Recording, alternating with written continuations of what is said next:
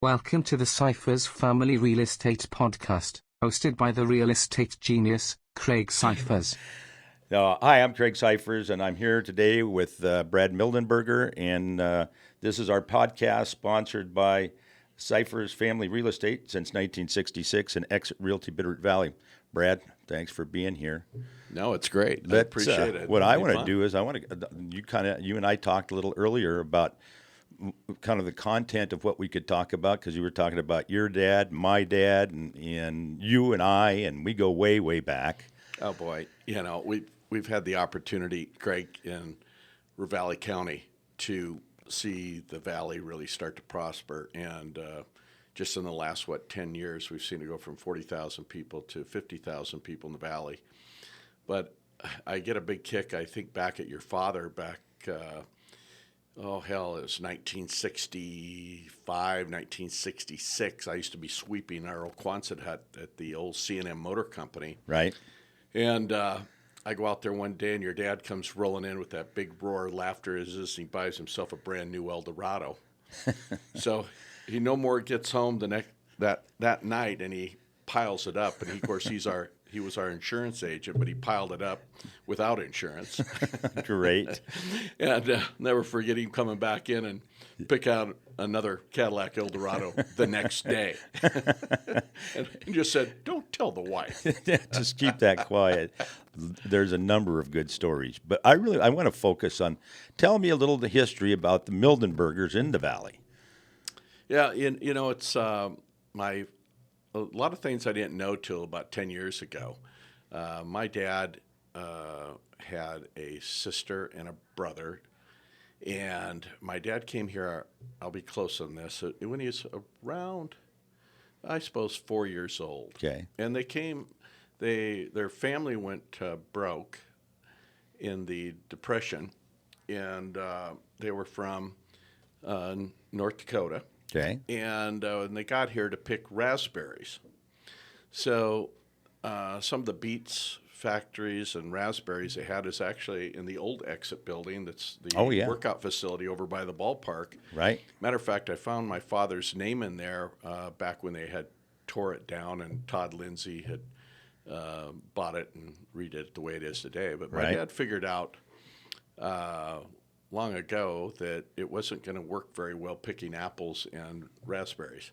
So at a young age, he was really a goer. Right. His mother worked in chicken coops. I think 25 cents an hour was a pretty good wage back then. And my grandfather was Phil. He was $7 a day putting the railroad ties here through the railroad.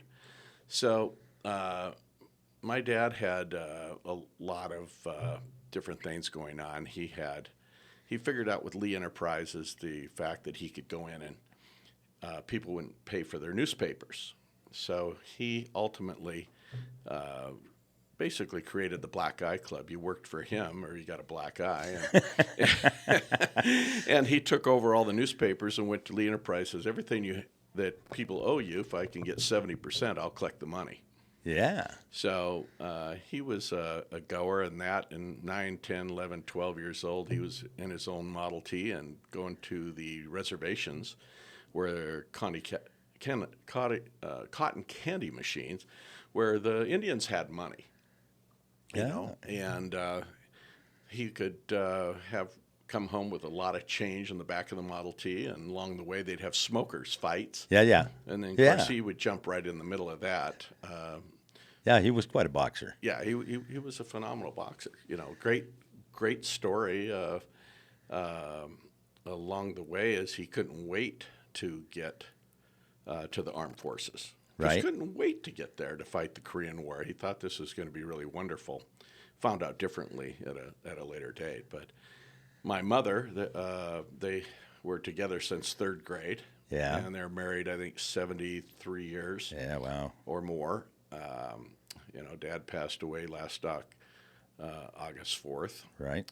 Of a year and a half ago or so. Well, about just a little over a year. Yeah. So he was able to, he got stationed at Adak, Alaska, and ultimately through a squabble he had with one of the MPs, led him to a fighting match that he in Anchorage, Army Navy, and head of the Army Navy for the all Navy team came to him and asked, "Would you like to come to San Diego and fight for the all Navy team?" And he did, and he became all Navy champ, Golden Glove. He was alternate to the Olympics. He broke his hand going into the Olympics in Helsinki in 1952. Wow. So, quite a career. Came back to the the car business he got into. Very interesting story.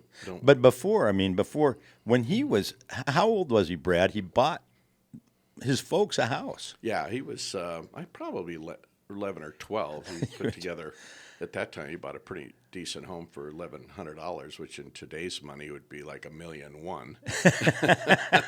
And he was able to, and a matter of fact, from where we're sitting right now, that house isn't far. It's where the Cleaners is right next over in the corner here in Hamilton. Right. And that was my grandma and grandpa's home. I can remember going there, and in the backyards was the cherries from the Parker family. Johnny Parker, and now Tommy runs the cherries from the orchard. Yeah. And so that building, I have a lot of history in playing around in this building right next to us. Right next to it. Yeah, the cannery, huh? Wow. So I've had the opportunity through my father. Our family had probably 65 ranches throughout Montana, Idaho, Minnesota, different ranches. He loved land. And he was a trader. He loved cattle. His dream was to have his own cattle ranch, and we're very fortunate to end up at the Bitterroot Stock Farm with the relationship with the Bessonnet family, a wonderful, wonderful family. To work with Francis Bessonnet is as fine a gentleman as you'd ever meet, and we had a opportunity that we were able to buy it. I'm very fortunate, and we've held it together to this day. We've actually added to it. The only thing we have pulled out was 2,600 acres that did the Stock Farm Golf Club that is, kind of a renowned national Yeah, place. right. No question about it. It's one of the best private courses in the country. Yeah. Well, and there's so much, you just hit on so many things there, and we're talking about he comes back from being in the Navy, gets involved in the auto business. It was C&M at the time, was it? Yeah, he started to work for Charlie Stevens, which was the Buick dealer. Charlie's a great guy, and he went out on his own, and how he put together the car dealership was quite an interesting story of itself. Not to get into it, but it got a little bit rough. He got an education in business. He thought he bought the whole business, and the guy goes, "Well, you haven't paid for the franchise yet."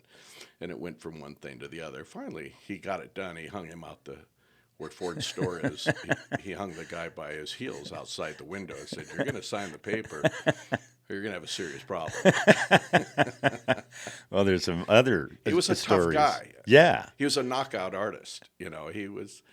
I've seen many a squabble. He was never one really to pick a fight. It took a lot to push him. He was even though he was kind of loud and abrupt, but he was very patient. He didn't have a temper. He was a great father. We got some good whippings, as I'm sure you did along the way. But Actually, I was pretty lucky. I think my mom hit me one time, but it was with the Buick. Yeah. Yeah, exactly. No. Well, but Brad, you've been a heck of a little entrepreneur yourself, and I want to come back to the Bessonnets, actually before we move on to that, because for those who don't know, that's the Daly family. The Daly family, Margaret. A lot of people say, "Well, why do you stay in the car business and so on with everything you got going on around the country?" And quite frankly, the car business has led us to so many great people, great employees. I hand everything to the people and the employees and the fun that we've had. It's a lot of work. Of all the businesses that we do around the country, the car business is still the most difficult and integral. Yeah. It's very integral. And we have 7,500 customers in our base that we work with around the country, and but we had a relationship with Margaret, which was the granddaughter of Marcus Daly. Right. And when she passed, it went to Francis Bessonet, which was a nephew. And today it's run by the daughters and son-in-laws and that, I believe. I work with them on different things that we're working on right now that'll have a significant effect on Hamilton and the surrounding area. But they're wonderful people. Yeah. Well, when we talk about real estate, and that's going to be one of the, we are hosting a Emmy-nominated lifestyle, culture, and real estate show called The American Dream, and we're going to be doing an episode on the Daly Mansion. But when you think about the amount of real estate that Daly owned, and of course your family has owned a ton of real estate in the Valley, and we're really obviously real estate focused. You guys have done really, I think, the stock farm, notwithstanding, Arrow Hill, for example. Arrow Hill Ranch. Yeah, really great quality developments. Yeah. Arrow Hill and Arrow Hill Ranch. Good CCNRs. Right. I think it's the best piece of property for subdivision in Ravalli County. I really do. The prices reflect that. Right. But you're right. Selling the land for profit is fine, but it's not really what I've been fortunate enough. That's not what we're all about. We're working right now on a 100-year plan for everything from right here close to town to the Sapphire Mountains to Skelcoho. Mm-hmm. Obviously, a large parcel of ground. There's several 120s in there. Right. We run it as a cattle operation. We've turned down offers from National Geographic to do a full round season like they did on some of the other ranches in Montana. We just didn't want to be hassled with it because we do take it from start to finish. But the point is we are working on a 100-year plan of how we cannot mess up the valley, the land, the water, the wildlife. And so far, we've done a good job with Arrow Hill 1, Arrow Hill 2. Yep. The Stock Farm Club is a 2,600-acre parcel, very well done, brings in a significant amount of taxation for Corvallis and Hamilton. Huge. It's a big deal. And quite frankly, even the people there are about 3% of my automobile business. Yeah. And I'm sure even for Exit that it's probably 2 to 3% of some of your business in some respects. We've had a good relationship with a lot of folks up there, obviously, and Max has a great relationship. You mentioned Todd Lindsay, who's a member up there. They're givers. If you look at the Greater Foundation, what they have done, I participate in it. A lot of people participate significantly, not to name any names, but very significantly that helped the ski patrol, the kitchen or things in the Stevensville. The list, the scholarships that it's helped families with, several $1 million has went in, and it's been a win-win-win for this valley. I think so, without question. Absolutely. And there's no real impact on the services in terms of crime, right, and things of that nature. So it's and really heavy duty into the conservation element of it. Let me get back a little bit about your entrepreneurial life. I can remember, I don't know how old you were, but you had a bunch of guys working for you. Kids, you guys were kids. And there was a building, and you had taken the bricks, and you had the guys clean up the bricks. What was the story there? I used to walk not far from here, just down the street at the original C&M Motor Company. I'd walked as a freshman in high school. I noticed they're tearing down the old courthouse, and I got thinking, this courthouse look at all those bricks. They're valuable, So I made a deal with one of the supervisors there, and I can remember what I paid, and it was quite frankly, it was a horrible deal I made. No, it was, and my father knew about it, and he let me do it. He said, these are cheap. I knew what was going on in his head. He said, this is a cheap education. I paid them $4,000 for this building. they would have paid me 20 to have a place to put it. So I ended up providing a place to put it and paying them $4,000, which, hey, you're learning. I looked at it backwards. But in the long run, I came out. I paid a penny to bonuses to clean bricks, and 2 pennies, sometimes 3 pennies. We could clean them quite quickly through the rubbish, and we sold them all over, and it actually got me through the first year of college. Really? Yeah. But you did it. You were very young. How old were you? Do you No, remember? I was a freshman in high school. Oh, you were a freshman. Yeah. So it would have been 1974. Yeah. Okay. Yeah. But still, yeah. I mean, we come from a family of workers. absolutely. I mean, I thought about my father when he passed away. How many times did we float the river fishing? 0. We didn't sit around the kitchen on Thanksgiving talking about, nothing more than we had work to do in business. And my dad, it's 5 a.m. till 9 p.m, 7 days a week. He was not very interested. I mean, I remember I loved to play golf, and I still do. Sure. So I'd go to a golf tournament in high school. Yeah. I mean, just so excited. But he would come up, we have a couple truckloads of rock that we need to pick before we could go. Well, have you ever tried to play golf after you picked two 12-yard trucks of rock? He didn't want a guy to be good at golf. Right. He's only interested in one thing, work. And he was never interested in excuses. There you go. Yeah. Well, I remember my dad would say, and I had a paper route, and I was writing checks to the Missouli, and I thought I was big time, and I was selling night crawlers and raising red worms for the fishermen, and Dad would say, well, you just keep at it, and then he'd point out, like the Mildenbergers, you get right at it and stay at it. Put your nose to the grindstone. If that isn't, but you kind of, the harder you work, the luckier you get. But Yeah. you have to work smart. Yeah. We're in the casino businesses and that. We did very poorly. We kind of got knocked over. We started in Bullhead City, ended up in Carson City, Right. Orange Bee House, different things. But I have an ashtray from that casino. Oh, do you? Yeah, still have it. Yeah, Mother Lode Hotel and Casino was another one. Yeah, and you learn a lot. Everything looks easy, but I traveled with my father and some pretty smart men all over this planet. Right. In my time, and we did about 2% of the country's lumber at one time with Tree Source Corp. And I think back at buying all those sawmills. There's 40 sawmills on the coast, and I thought to myself, I was personally not in on that deal. It was during a time I was in the middle of dissolution in our family for myself in the early 2000s, and Right. wasn't able to participate. But it was very ballsy move, and over time, my father figured out when to sell, Right. even when we're doing well. Yeah. And if we wouldn't have sold, we would have taken a significant beating. And and whether it be the hotels or motels or land or buildings or the vineyard in California, he had the ability, and he was a great teacher and had a big personality. Right.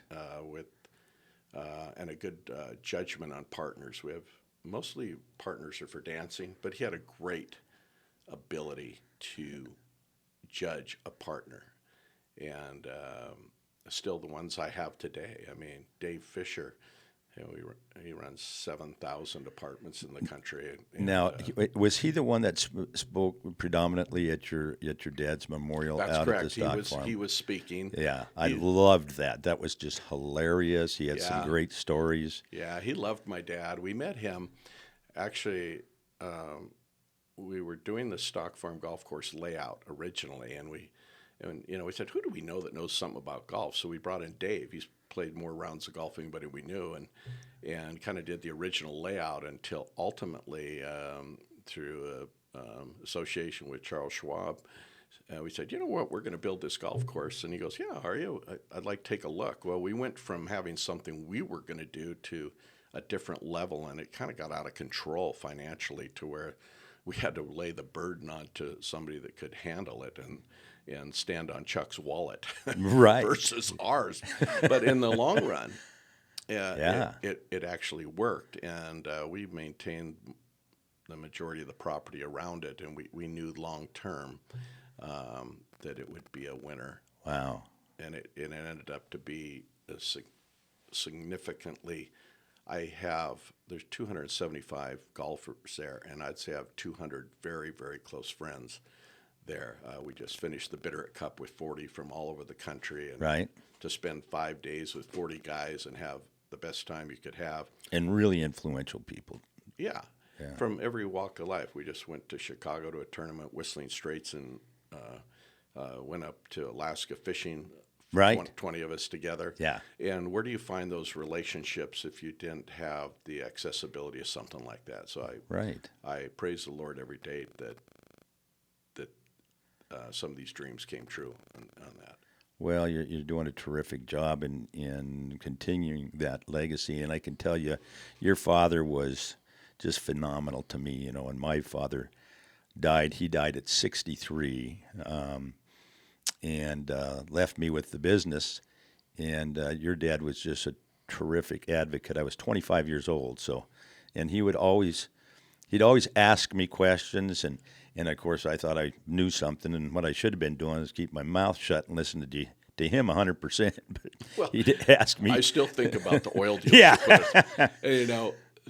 Ironic, the oil deals you put us in on gas wells in Pennsylvania. Well, I still have them. Well, do you now? And I looked at them, and we're not doing well. Well, I owe them money every month on their depletion costs. Right, sure. Well, I think Doug Heller was the first one we got into, and I think, and then the guys there kind of went around Doug, Right. and Doug said, "Oh my God," he said, "I could have told them that was going to be a bad deal." Well, we did more wells. We drilled in Greeley, Colorado. Did wells there in the Cabrera and even the Wolf Formation, and that was another learning experience. I've learned one thing about the oil and gas business: you're either in it or you're out of it. Just by the stock ExxonMobil, or ConocoPhillips, they seem to know what they're doing. Yeah. And they pay a dividends, and you Right. don't have to think about it. That's right. But I had a lot of fun, and once again, learned a lot. Mm-hmm. You'd never quit learning in this. When you think you kind of really know what you're doing, right. that's when you really have something to learn. Then something's going to happen if you think you know it all. That's Right, for sure. exactly. Yeah. Well, Brad, I think we could probably do another couple of hours, but Oh, I boy. didn't. I only wanted to take 20, 30 minutes today, and I'll bet you we've probably gone into that realm, and in fact we have. So as good a spot to stop as any. I really appreciate you being No, here. thank you. The It's, Cyphers family, real estate appreciates You guys mean a lot you. to us. We've been buddies for a long time. Yeah. Well, thanks, Brad, and catch us on our next podcast, and we'll maybe chat with Brad again on some of the details. All right. Thank you so much. Thanks. All right. That's a fine. wrap. Yeah, like you say, you could go forever. I know. You could. I just love it. Well, if you take this valley, there's so many interesting things. Hey.